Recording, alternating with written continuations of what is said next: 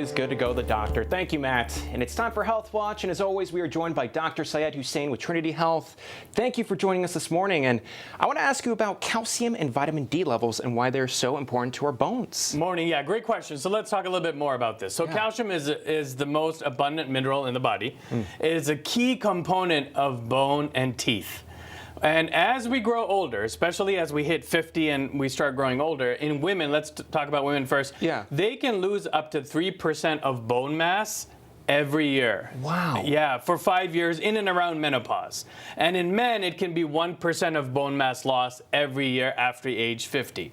So what happens is that if we don't supplement this, if we don't take that into account in terms of our diet and supplementation, then ultimately bones can become brittle, and that can lead to hip fractures from a fall. As you age, especially when we see in the 70s and 80s hip fractures in adults. So all things to keep in mind. It's really, really important that we keep calcium and vitamin D on top of mind, especially as we grow older. Yeah, absolutely. I mean, hearing that, people hear that and they're like, okay, I need to get that stuff. But can you explain how exactly those two working together, how it does work? Yes. So calcium mostly we get from dairy products, and without adequate vitamin D, there's not enough calcium absorption. So they both go hand in hand. And so vitamin D is usually synthesized by the skin upon exposure to sunlight. So then you may think, okay, here we live in New England where from October to March, we don't get adequate sunlight. So, that's another thing. So those folks that during wintertime go to sunny places may not require as much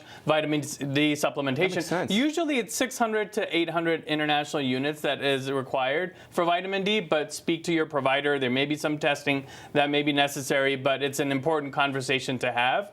And calcium, like I said, is usually obtained through dairy. But as we grow older, our diet changes, the amount of food that we eat, changes as well. So there may be a need for calcium supplementation as well, based on your diet and other underlying medical conditions. And as we get older, I mean, how do people know? Like, how is someone like, oh, actually, I need more of that? Is there warning signs? Are there bone? Like, do they just feel not great? Yeah, if you're getting to that warning sign, that's probably a little late. Ooh. But better late than never. Have a discussion with your primary care doctor. This is an important topic to be had when you make your annual primary care visit with your provider.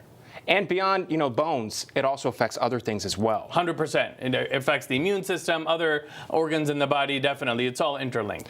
What about with exercise? I mean, taking this stuff while exercising, I'm assuming that's also a good thing. To keep our bones active. It is, absolutely. Now, what happens is when you're deficient in calcium and vitamin D, then your body starts taking them from your bone.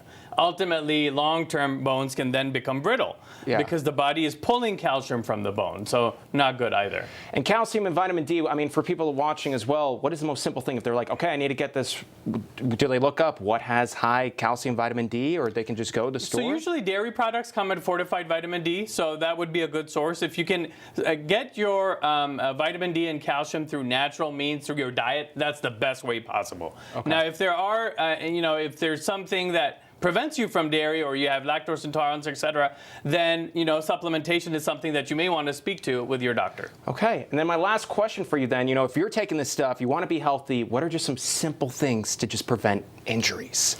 Make sure you take the most important precautions, especially during wintertime. Yeah. And slow down, prevent those fall risks from happening. Yeah. It's the simple things that really go a long way. Okay. Well, as always, Doctor, thank you so much for joining us here. And everyone, Sure. Take your calcium and vitamin D because we know how important it really is. Absolutely. All right.